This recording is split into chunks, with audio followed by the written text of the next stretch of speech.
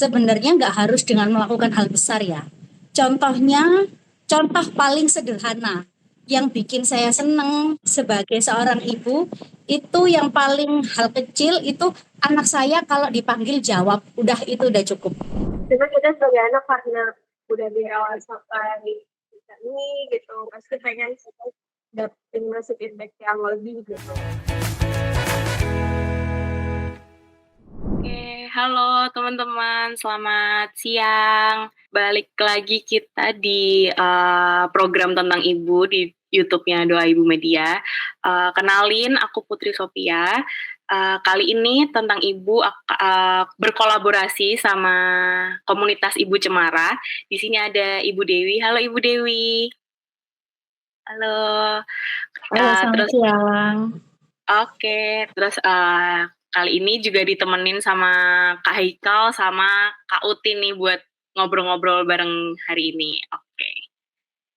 Oke, mungkin pertama-tama perkenalan dulu kali ya, biar kita ngobrolnya lebih enak. Boleh dari Ibu Dewi dulu, perkenalan mungkin kesibukannya apa, sekarang anaknya berapa? Boleh. Halo, selamat siang. Perkenalkan, saya Dewi Surya Ambarwati, perwakilan dari komunitas Ibu Cemara. Jadi Ibu Cemara ini salah satu komunitas yang 90% membernya ada di Kota Malang dan sekitarnya. Sebenarnya ada juga sih yang di luar kota, cuman mungkin itu dulu pernah tinggal di Malang, lalu suaminya ke Jogja, ikut pindah ke Jogja gitu ya. Jadi rata-rata semuanya di Malang. Kalau kesibukan saat ini ibu rumah tangga sambil menjalankan komunitas itu aja sih. Anak saya satu, umur 6 tahun bulan depan, dan satu lagi masih di dalam perut. Doakan persalinan lancar. Terima kasih. Amin. Oke, selanjutnya Kak Haikal boleh perkenalan dulu. Mic-nya. Perkenalkan saya Haikal, umur 26, sibukan ya kita kerja di bagian dekorasi di untuk perkantoran gitu sama event-event pernikahan gitulah. Thank you Kak. Oke, selanjutnya boleh kenalan sama Kak Uti.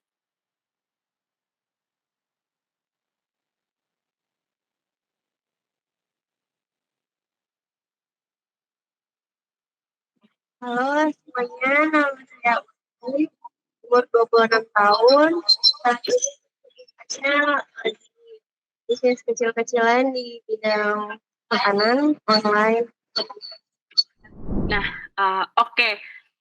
Tadi aku sempat lupa mention nih biar teman-teman yang nonton tahu. Fun fact, kali ini narasumber yang sebagai anaknya, Kak Haikal dan Kak Uti ini suami istri ya Kak ya. Dari followers Doa Ibu Media nih. Jadi sempat aku DM lewat Doa Ibu Media, terus kita janjian buat bikin video bareng di sini. Oke, lanjut. Jadi tentang ibu kali ini nih kita akan bahas atau ngobrolin tentang hal sederhana yang dilakukan anak yang bisa bikin ibu bahagia. Nah, kayak kita tahu lah, pasti sebagai anak tuh kita pengen ya bikin ibu itu bahagia. Tapi kadang tuh pikiran anak tuh muluk-muluk gitu. Kayak bikin ibu bahagia tuh kayak harus melakukan hal yang sesuatu yang besar gitu. Contoh kayak harus beliin barang yang mahal, ngeluarin uang yang banyak, atau harus dengan menikah atau memberi cucu atau yang lain-lain lah. Ya berpikirnya harus hal-hal besar. Menurut Kak Haikal dan Kak Uti dulu nih sebagai anak, pernah nggak berpikiran kalau membahagiakan ibu tuh harus dengan hal-hal besar yang kayak tadi aku contohin?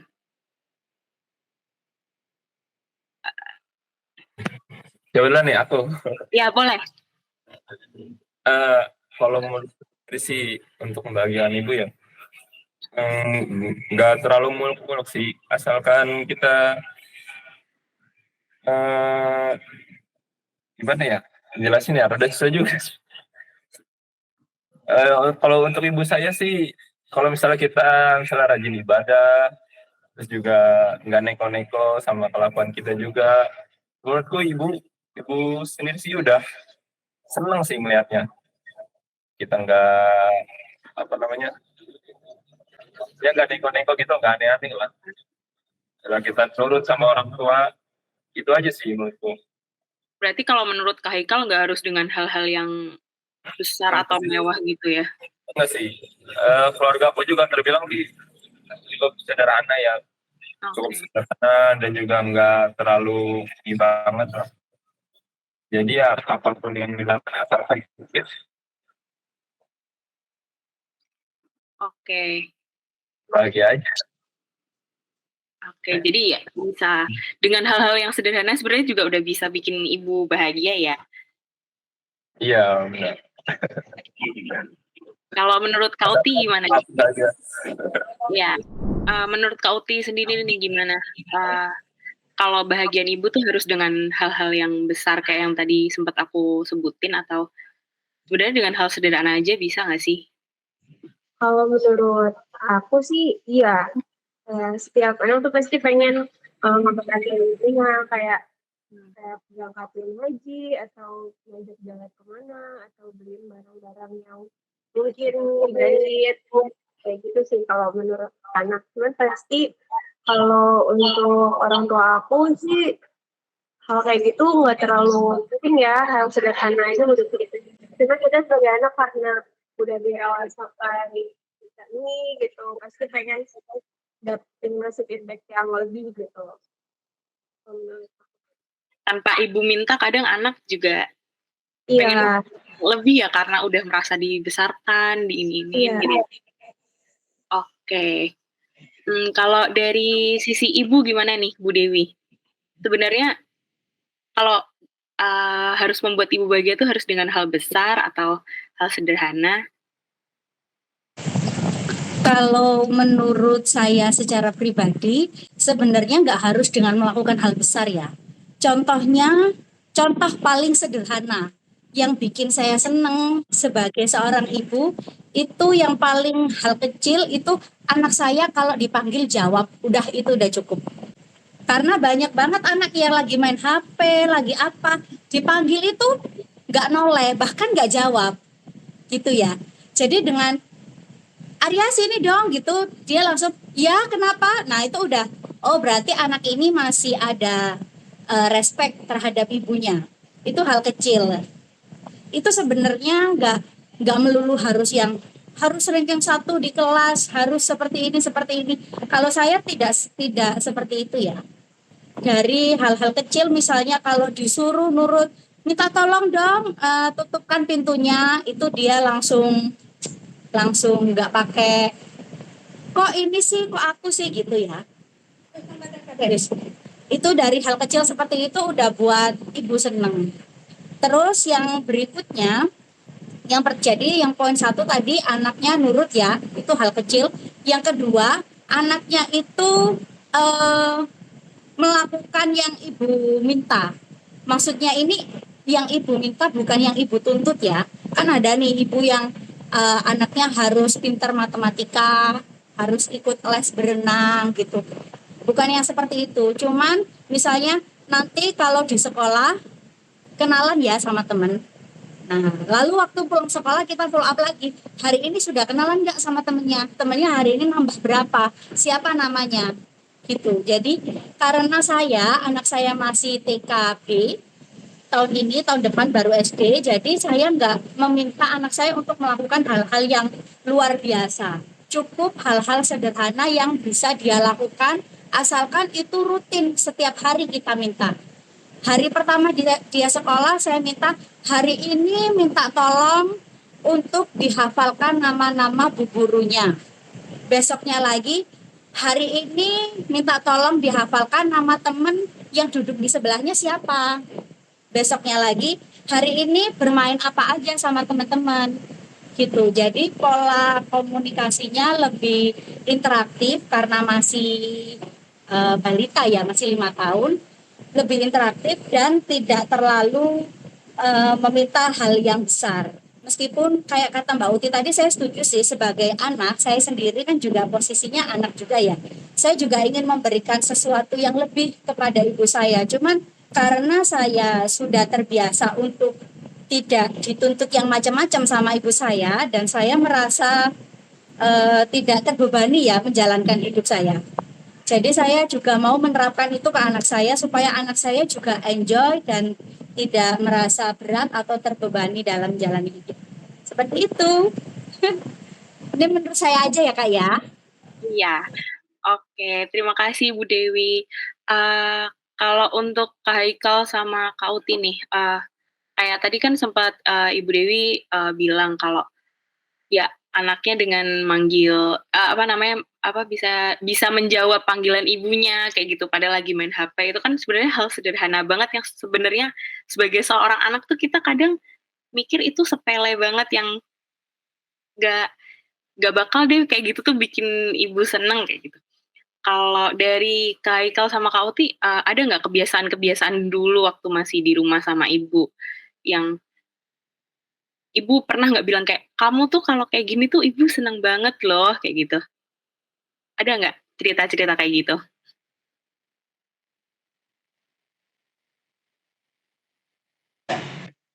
Kalau aku nggak ada sih sebenarnya. Aku dari dulu emang nggak pernah gitu kayak hal-hal kayak gitu. Terus kayak tipenya tuh lebih dibanding yang nyuruh gitu, lebih kayak ngasih contoh. Jadi kita sebagai anak langsung ngikutin gitu apa yang seharusnya gitu, dibanding kayak harus ya kadang kalau cuma dari omongan itu doang juga nggak selalu ngelakuin kan. Tapi kalau mamaku sih apapun hal itu sekecil apapun selalu apresiasi. Oke. Tapi maksudnya berarti nggak ada yang spesifik kayak kalau mamahnya kayak ngomong kalau kakak kayak gini atau kamu kayak gini mamah tuh seneng banget gitu. Paling ini sih kalau mamaku lebih ke ibadah. Oh, Bangun pagi gitu, sholat. Itu aja sih kalau mamaku masalah ibadah. oke. Kalau Kak Haikal gimana? Ya kalau sendiri sih kayaknya sih nggak sampai kayak bilang seneng banget gitu, kayaknya nggak pernah sih. Cuman ya lihat ekspresinya seneng tuh pas kalau misalnya nurut aja gitu, nurut sama orang tua. Misal kita disuruh apa, ya udah kita jalanin. Ibu nasehatin apa gini, jadi kita dengerin. Misal ngobrol-ngobrol ringan gitu, ibu tuh udah seneng banget. Cuman nggak pernah langsung spesifik bilang, ibu seneng banget, itu nggak pernah sih. Oh, oke. Gak tahu apa karena malu gitu, gak tahu sih. Oke. Nah, gimana tuh Bu Dewi? Kalau misalnya ibunya nggak secara langsung ngomong seneng banget, itu emang biasanya kayak gitu atau gimana tuh Bu? Kalau itu saya juga sih. Kalau saya sebagai seorang anak, ibu saya juga memang nggak pernah bilang secara langsung ya. Kalau seperti ini ibu seneng deh, kalau seperti ini ibu seneng. Nggak pernah bilang secara langsung seperti itu. Nah itu yang tidak saya terapkan ke anak saya. Saya ingin anak saya memiliki komunikasi yang baik terhadap apapun sama saya. Jadi saya sebelum tidur sama anak saya itu selalu membiasakan untuk pillow talk. Saya cerita sama anak saya, dulu kamu waktu kecil tuh seperti ini, seperti ini. Lalu kegiatan hari ini di sekolah ngapain aja, sudah belajar apa, bermain dengan siapa. Terus yang ketiga, saya berterima kasih kepada anak saya. Terima kasih ya, hari ini sudah menjadi anak hebat, hari ini sudah bisa mandi sendiri misalnya, hari ini sudah makan gak disuapin misalnya, hari ini mengerjakan PR dengan baik, atau yang lain-lain. Jadi itu selalu saya ungkapkan mulai anak saya umur 2 tahun. Jadi anak juga tahu ya apa yang dilakukan dia yang bisa bikin mamahnya happy tuh yang mana aja gitu, anak jadi tahu ya. gitu. Ya, itu supaya dia ini ya, supaya dia menilai sendiri, oh berarti nggak boleh ini, nggak boleh ini. Sampai sekarang usia hampir 6 tahun bulan depan, itu anak saya tiba-tiba udah bilang-bilang sendiri, kalau aku marah sama pukul teman kan, nanti aku nggak punya teman ya, nanti aku gini gitu. Jadi tanpa, kalau sama anak kan, kalau saya belajar ilmu-ilmu parenting itu ya, kan kita harus mengurangi kata jangan ya. Jangan marah, jangan memukul, jangan seperti itu. Nah, karena saya juga nggak mungkin, tapi kan sebagai orang tua, apalagi yang anaknya usia segitu, nggak mungkin banget untuk nggak ngomong jangan ke anak itu, kayaknya mustahil deh, gitu ya. Nah, seperti itu saya menguranginya lewat memberikan nasihat-nasihat yang baik. Misalnya, hari ini karena bermainnya baik dengan teman-teman, jadi teman-temannya lebih banyak daripada kemarin. Terus misalnya dia lagi bertengkar di sekolah, kan sempat juga ya dia bertengkar pukul-pukulan gitu sama temannya. Karena hari ini bertengkar, berarti temennya kenapa? Temennya nangis, jadi nggak mau berteman lagi. Berarti apa? Tandanya kalau seperti itu berarti apa? Gak boleh pukul ya? Iya. Dia sendiri yang menyampaikan yang menyampaikan ketidakbolehan dan boleh yang harus dia lakukan. Supaya dia bisa menyaring sendiri, menyerap sendiri. Maksudnya nggak boleh pukul itu saya sampaikan secara tidak tersirat, bukan secara langsung. Gitu. Oke, baik. Oke, selanjutnya nih, untuk Kak Ikal dan Kak Uti nih, sebagai anak, ada nggak sih cita-cita dari diri sendiri, apa sih yang pengen dilakuin buat bahagiain ibu? Yang pengen banget dicapai, pengen ngelakuin apa?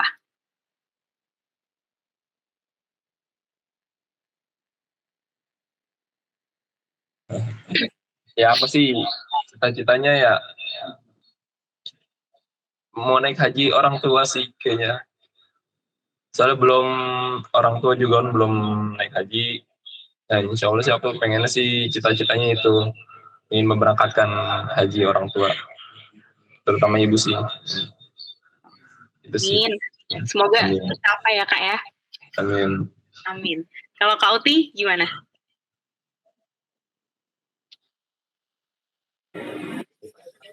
Kalau cita-citanya bikin usaha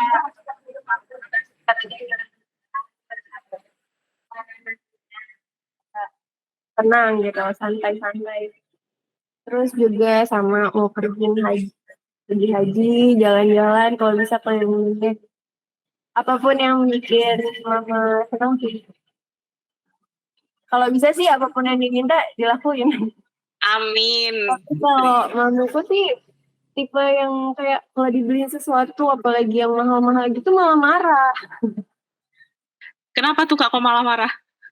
Kayak kamu ngapain sih beli-beli kayak gitu, ngabis-ngabisin uang, nanti kamu tuh buat tabung. Kayak kalau mamaku tuh lebih masih mikirin masa depan aku gitu. Nanti kamu buat punya anak, buat ini gitu. Cuman kan kita pasti pengen ngasih ya sesuatu apapun itu untuk kita itu. Amin. Kalau pesan untuk teman-teman yang nonton nih, yang misalnya pengen ngelakuin sesuatu nih buat ibunya, gimana Ibu? Kalau pengen ngelakuin sesuatu sebenarnya nggak usah yang kata Kak Uti tadi ya. Sebenarnya kalau ibu dibelikan barang atau apa yang mewah itu pasti ibunya akan bilang sebenarnya udah itu buat kamu aja, ditabung aja gitu. Memang iya, bahkan itu termasuk hal-hal kecil. Misalnya anak saya tangannya kena gunting karena buatin saya bunga. Contohnya kayak gitu. Kita itu merasa harusnya kamu nggak usah main gunting supaya tangannya nggak terluka gitu loh. Ngerti nggak? Jadi kasih sayangnya ibu itu sampai rela untuk tidak menerima atau tidak mendapatkan apa-apa dari anaknya, yang penting anaknya senang gitu. Itulah dari yang dilakukan anak saya selama di sekolah. Saya baru mengerti makna bahwa kasih ibu sepanjang masa itu ya kayak gitu. Bahkan sebenarnya kan anak pengen ibunya seneng ya, pulang sekolah ngasih bunga. Itu kan tujuannya baik. Apalagi waktu di hari ibu semuanya bikin karangan bunga kecil-kecil lalu pulang sekolah diberikan sama ibunya gitu ya. Cuman melihat dia tangannya berdarah, sebenarnya ibu itu lebih ingin kamu sehat gitu ya. Lebih ingin kamu tidak terluka gitu. Oke. Jadi gitu ya teman-teman, maksudnya kayak membuat ibu bahagia tuh kalau jadi anak gak usah dengan hal-hal yang besar-besar, dengan menunjukkan sikap yang mau dengerin ibu, mau nurut, itu udah cukup buat ibu seneng gitu. Tapi namanya anak pasti punya cita-cita yang besar juga buat gimana sih cara membuat ibu merasa bahagia dengan memberikan apa, membalas dengan apa, kayak gitu. Oke, obrolan tentang ibu episode kali ini mungkin selesai sampai di sini. Semoga obrolan kita kali ini bisa bermanfaat buat teman-teman yang pengen masih bingung lah mau berbuat apa nih sama ibu biar ibu seneng sama kita, biar ibu juga ngerasain bahagia. Semoga cita-cita teman-teman juga di sini buat bahagian ibunya bisa tercapai ya. Amin. Oke. Terima kasih buat Ibu Dewi dan Ibu Cemara, Kak Haikal dan Kak Uti juga buat udah mau nemenin ngobrol-ngobrol kali ini. Oke, terima kasih. Sampai jumpa kembali.